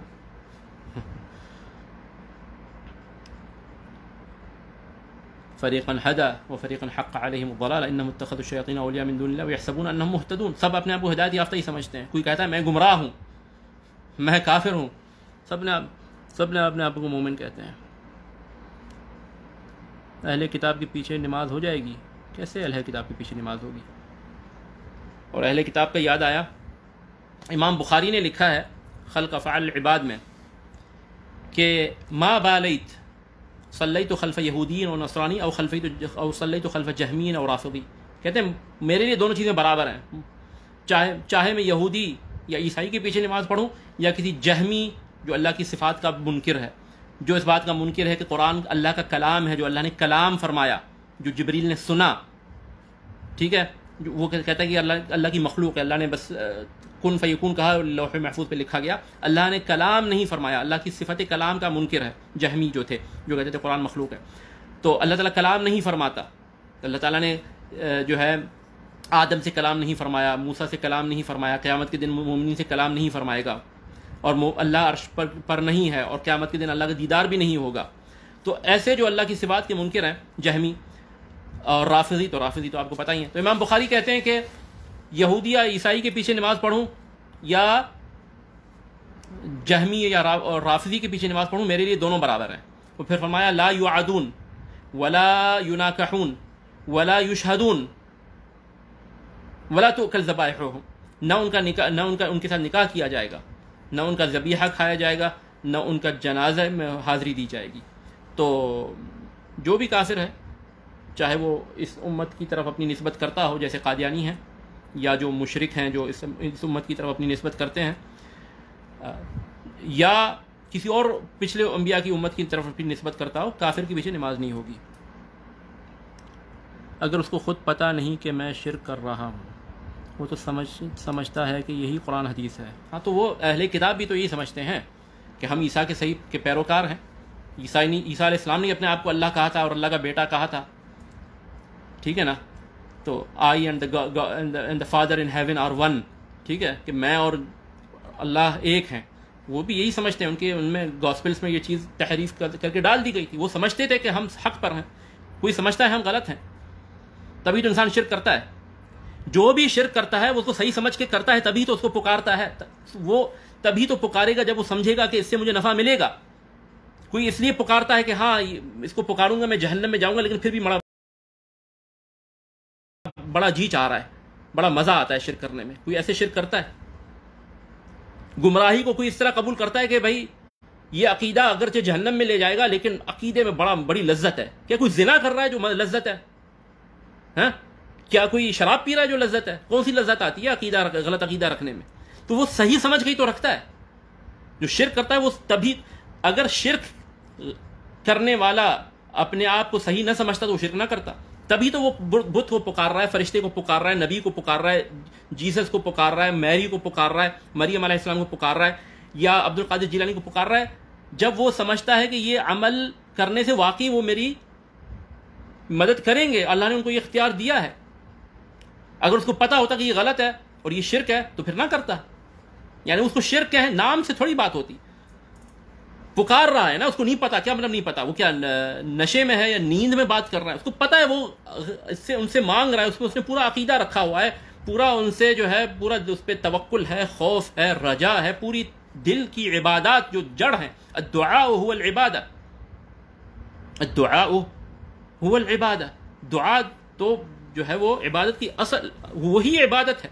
تو وہ اس نے اس کی طرف صرف کر دی ہے. اب اس کو شرک کہے نہ کہے، اس کو وہ اپنے آپ کو ہدایت یافتہ سمجھے گا. تو اللہ نے قرآن میں بتایا یحسبون انہم یحسنون صنعا، کہ وہ سمجھتے ہیں کہ ہم اچھا کام کر رہے ہیں. یحسبون انہم مہتدون، وہ سمجھتے ہیں کہ ہم ہدایت یافتہ ہیں. مشرک یہی سمجھتے تھے. کون سمجھتا ہے کہ میں گمراہ ہوں؟ اللہ کے جو بڑے ہوتے ہیں نا، بڑے جو پھنے خواہ ہوتے ہیں، جو ان کے سرگنا ہوتے ہیں، جو ان کو گمراہ کرتے ہیں، جو شیاطین ہوتے ہیں انسان کی روپ میں، ان کو پتہ ہے کہ یہ غلط ہے، لیکن وہ ان کی تجارت چل رہی ہے، ان کو پیسے مل رہے ہیں، ان کے ہاتھ پیر چومے جا رہے ہیں اور ان کی وہ چودراہٹ ہے، تو اس لیے چھوڑتے نہیں. لیکن عوام تو صحیح سمجھ کے ہی تو کریں گے. وہ تو یہ سمجھتے ہیں کہ ہم صحیح کر رہے ہیں, تبھی تو شرک ہوتا ہے. اگر شرک اس لیے معاف ہو جاتا کہ وہ اس کو نہیں پتا یہ میں غلط کر رہا ہوں, تو پھر بائی ڈیفالٹ سارا شرک جو ہے اس کی اصل یہی ہوتی ہے کہ سارا شرک بائی ڈیفالٹ معاف کیا جائے گا. کیونکہ شرک انسان تبھی کرتا ہے جب وہ جہالت میں اپنے عمل کو صحیح سمجھ رہا ہوتا ہے, اور جہالت میں یہ سمجھ رہا ہوتا ہے کہ جس کو میں پکار رہا ہوں وہ میری مدد کر سکتا ہے. اگر اس کو پتا ہوتا کہ نہیں مدد کر سکتا اور یہ پکارنے سے میں جہنم میں جاؤں گا, تو کون پکارے گا؟ وہ تبھی تو پکار رہا ہے کہ اس کو صحیح سمجھ رہا ہے. وہ چاہے وہ گنیش کو پکار رہا ہو, یا عیسیٰ علیہ السلام کو پکار رہا ہو, یا عبد القادر جیلانی کو پکار رہا ہو, یا لات و عزیٰ کو پکار رہا ہو. نام کے فرق ہونے سے غیر اللہ کو چھوڑ کے جب غیر اللہ کی طرف چلی گئی دعا, تو وہ شرک ہے. تو تبھی تو وہ کر رہا ہے کہ وہ اس کو صحیح سمجھ رہا ہے. تو صحیح سمجھنے سے اگر وہ انسان معذور ہوتا عند اللہ کے ہاں اس کا عذر ہوتا, تو پھر تو یہ آیت نہ نازل ہوتی ان اللہ لا یغفر ان یشرک بہ, تو بلکہ آیت یہ ہوتی کہ ان اللہ یغفر ان یشرک بہ لان المشرک جاہل ومن یشرک باللہ فقد حرم اللہ علیہ الجنہ. یہ آیت نہ ہوتی پھر, کیونکہ بائی ڈیفالٹ ہر مشرک جاہل ہوتا ہے. قل غیر اللہ تأمرونی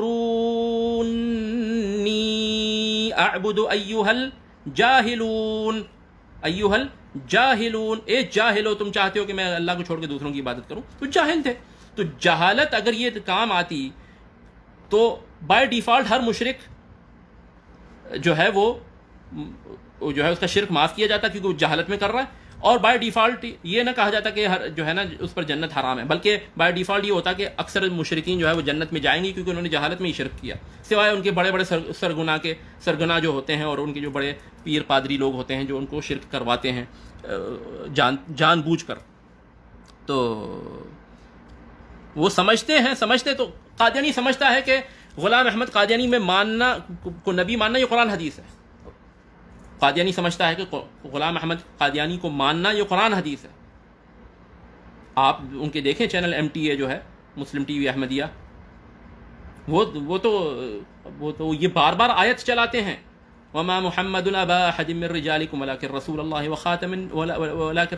وخاتم النبیین. تو یہ آیت جو ہے وہ بار بار ان کے چینل پر چل رہی ہوتی ہے. ما کان محمد ابا احد من رجالکم ولکن رسول اللہ وخاتم النبیین. یہ آیت ان کے ٹی وی چینل پہ بار بار آ رہی ہوتی ہے. تو وہ اس آیت کے منکر تھوڑی ہیں, وہ سمجھ رہے ہیں کہ یہ جو ہے وہ ہم جو ہے صحیح ہیں, قرآن حدیث سے ثابت ہے یہ. بلکہ وہ تو اس آیت کی تفسیر کرتے ہیں. کون سی آیت ہے؟ سورۃ النساء میں من یطع اللہ والرسول فاولئک مع الذین انعم اللہ علیہم من النبیین والصدیقین والشہداء والصالحین وحسن اولئک رفیقا. اس کی آیت کی تفسیر یہ کرتے ہیں کہ من یطع اللہ والرسول, جو اللہ رسول کی طاعت کرے گا, فاولئک مع الذین, یعنی ان میں سے لوگ پائے جائیں گے جو نبی بھی ہوں گے اور صدیق بھی ہوں گے اور شہداء بھی ہوں گے اور صالحین بھی ہوں گے. تو وہ کہتے ہیں جی صدیق شہداء اور صالحین تو ہیں اس امت میں, تو نبی بھی ہونے چاہیے اس امت میں, تو نبی تھا نا. تو وہ بھی سمجھتے ہیں, سمجھنے سے کیا ہے. شیخ مکمل کا فتویٰ I respect you but there are no قطعی اجماع that earth is globe. آپ جو ہے نا اسی میں لگے رہیں.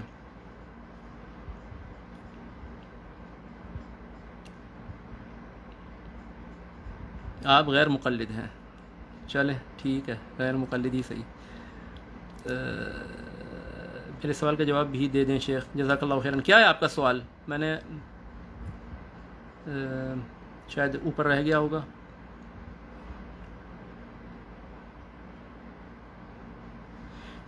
شیخ اپنا خود کا حج کرنے سے پہلے ماں باپ کو حج کرانا یا حج کرنا یا کرانا, یہ بتائیں پہلے, ضروری ہے؟ نہیں, اپنے حج کا ماں باپ کے حج سے کوئی تعلق نہیں ہے. اپنے حج کا دیکھیں, اگر آپ کے پاس مالی استطاعت ہے تو آپ پر حج فرض ہے. آپ کے والدین کے پاس مالی استطاعت نہیں تو ان پر حج فرض نہیں ہے, ان پر حج فرض ہی نہیں ہے. اگر آپ کراتے ہیں یہ آپ کا احسان ہے اپنے پیسوں سے, اور یہ بر الوالدین میں آئے گا. لیکن یعنی آپ مثال کے طور پہ سعودیہ میں رہتے ہیں اور آپ کو حج کا موقع ملتا ہے, تو آپ اس وجہ سے نہ کریں کہ جی میرے ماں باپ نے نہیں کیا, تو یہ غلط بات ہے. یہ غلط بات ہے. آپ کو موقع مل رہا ہے, آپ پر فرض ہو گیا, آپ من استطاع الیہ سبیلا, آپ پر آپ کو استطاعت ہے تو آپ اپنا فریضہ ادا کریں. ہاں آپ کوشش کریں ان کو کروائیں, اگر آپ کے پاس اتنی استطاعت ہے کہ آپ ان کو کروا سکتے ہیں تو اچھی بات ہے، لیکن یہ کہ میں تب اس وقت تک نہیں کروں گا جب تک وہ نہیں کریں گے، تو یہ ایسا کوئی شریعت میں کوئی ایسی بات نہیں ہے۔ بعض نے یہ بھی سوال پوچھا ہے کہ شیخ وہ میں ادھر سعودیہ میں رہتا ہوں اور حج کرنا چاہتا ہوں، تو کیا میں ماں باپ سے اجازت لینا ضروری ہے؟ کس چیز کی اجازت؟ آپ پر یہ فریضہ ہے، اگر وہ ٹھیک ہے آپ اجازت لیں اور نہ دیں اجازت، تو اس میں اجازت تھوڑی چاہیے، اگر نہ بھی دیں اجازت تو آپ پر حج فرض ہے، آپ کو استطاعت ہے تو آپ کو کرنا پڑے گا۔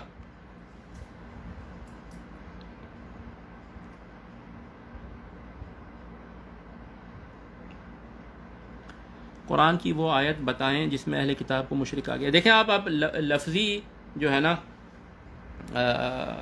اس میں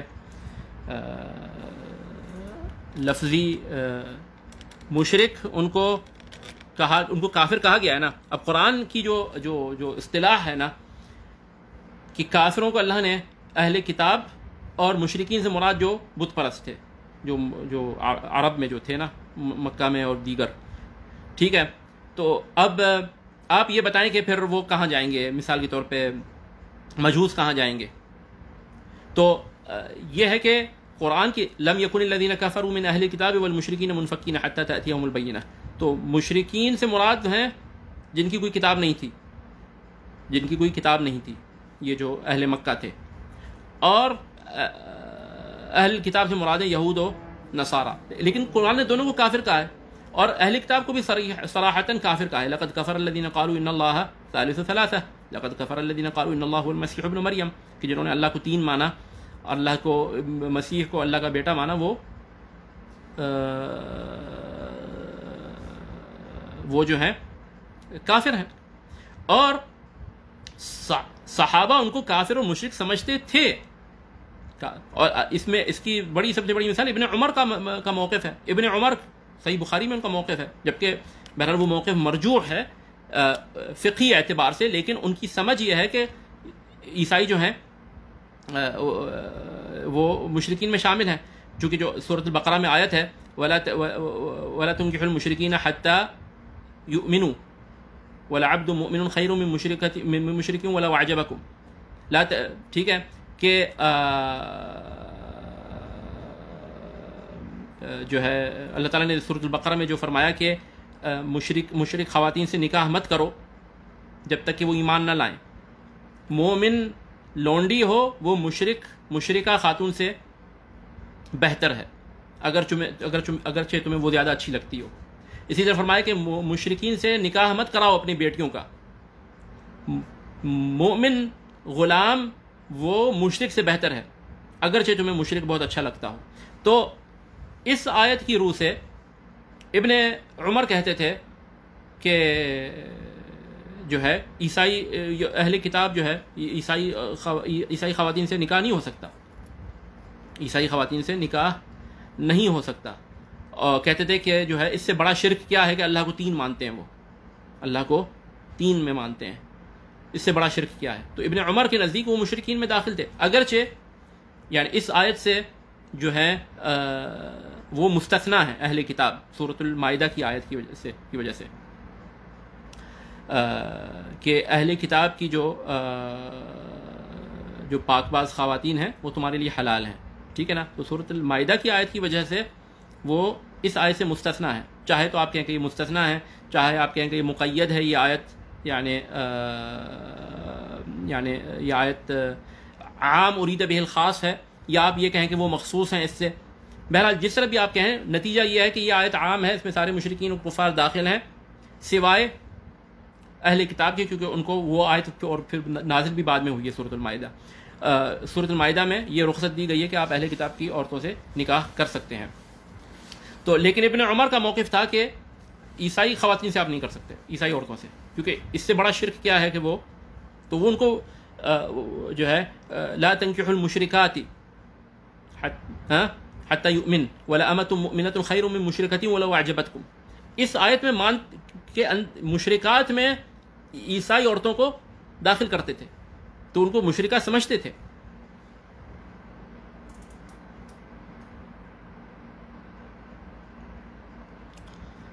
اہل کتاب کو مشرک کہا گیا یا نہیں، یہ اکثر جو ہے نا لوگ شبہ اٹھاتے ہیں جب ہم قبر پرستوں کی بات کرتے ہیں، کہتے ہیں جی اہل کتاب کو مشرک نہیں کہا گیا. ٹھیک ہے مشرک نہیں کہا گیا، کافر تو کہا گیا ہے نا. ٹھیک ہے آپ اہل کو قبر پرستوں کو کافر کہیں، مشرک نہ کہیں، یعنی نتیجہ ایک ہی ہے. کافر کہیں کیونکہ یہ اللہ کو چھوڑ کے جو ہے دوسروں کی عبادت کرتے ہیں. تو عیسائی بھی کرتے ہیں. اب عیسائی کرتے تو ہیں نا، آپ بھی مانتے ہیں کہ وہ کرتے ہیں، عیسیٰ علیہ السلام کی کو رب مانتے ہیں، اللہ کا بیٹا مانتے ہیں، الہ مانتے ہیں، عبادت بھی کرتے ہیں. تو اب یہ شرک تو ہے نا. اب ان کو مشرکین نہیں کہا گیا، لیکن کافر اس وجہ سے کافر تو کہا گیا ہے نا. لقد کفر الذین قالوا ان اللہ ثالث ثلاثہ، کافر تو کہا گیا ہے نا. تو ٹھیک ہے وہ ان کے پاس کتاب تھی تو دوسرے مشرکین سے ان کو نمایاں رکھا گیا ہے. دوسرے مشرکین سے ان کو نمایاں رکھا گیا کہ ان کے پاس ایک کتاب کے آثار باقی تھے، کتاب کے آثار باقی تھے. اور باقی مشرکین نے وہ اپنی کتابیں بھی بالکل چھوڑ دی تھیں. یعنی ورنہ صحف ابراہیم کا تو قرآن میں بھی ذکر ہے، لیکن ان کے پاس کوئی آثار باقی نہیں تھے، کوئی کتاب بچی ہوئی باقی نہیں تھی. تو کافر تو کہا گیا ہے. تو بہرحال یعنی یہ ایک لفظی پھر بحث ہو جائے گی کہ نتیجہ ایک ہی ہے، نتیجہ ایک ہی ہے. تو اور لیکن آپ کہیں گے اچھا تو پھر اہل کتاب کا تو ذبیحہ حلال ہے اور اہل کتاب کی خواتین کے ساتھ نکاح جائز ہے. آپ کہتے ہیں کہ جی ان کے ساتھ نکاح جائز نہیں، ان کا ذبیحہ حلال نہیں. دیکھیں کیونکہ یہ ان کو آپ ان کے دین پر اقرار نہیں کر سکتے نا. ان کو آپ کیا کہیں گے؟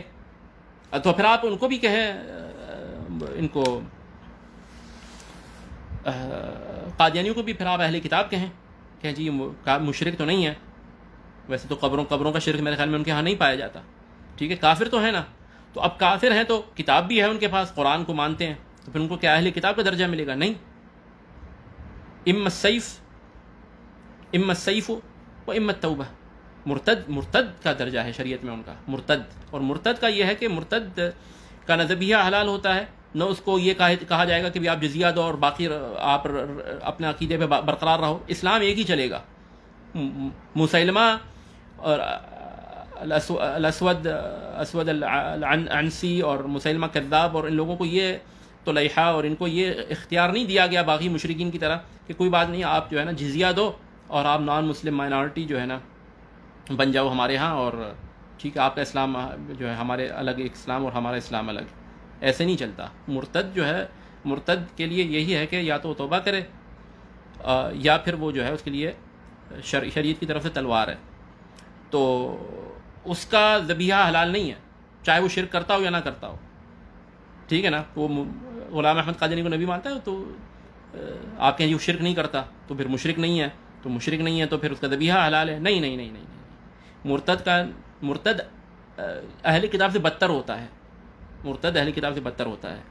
تو جو اسلام کا لیبل لگائے، اگرچہ وہ بچپن سے اسی پر اس کی نشو و نما ہوئی ہو، لیکن چونکہ اپنے آپ کو کلمہ پڑھتا ہے اور اسلام کا لیبل لگاتا ہے تو اس کا معاملہ مرتد کا ہی ہے. یعنی ایک تو وہ شخص ہے نا جو پہلے مسلم تھا پھر قادیانی بن گیا، وہ تو مرتد ہو گیا. اب اس کے جو بچے ہیں وہ پیدائشی ہی یعنی وہ جو ہے وہ اسی پر پلے بڑھے ہیں، لیکن پھر بھی ان کو مرتد کہا جائے گا. کیوں؟ کیونکہ وہ نام اسلام کا لیتے ہیں، کلمہ پڑھتے ہیں. تو اسلام دو نہیں ہو سکتے کہ آپ کا اسلام الگ اور ہمارا اسلام الگ. اسلام ایک ہی ہے. یا تو صحیح اسلام پہ آ جائیں یا پھر جو ہے وہ شخص اس کو یعنی مرتد کی سزا دی جائے گی. ان کو جو پہلے سے ہی نان مسلم ہے، یہود و نصارہ، وہ درجہ نہیں دیا جا سکتا. واللہ اعلم. چلیں جی بہت لمبا ہو گیا، بہت باتیں ہو گئیں. انشاءاللہ پھر کبھی جو ہے کچھ اگر سوال رہ گئے تو پھر کبھی انشاءاللہ نشست رکھی جائے گی.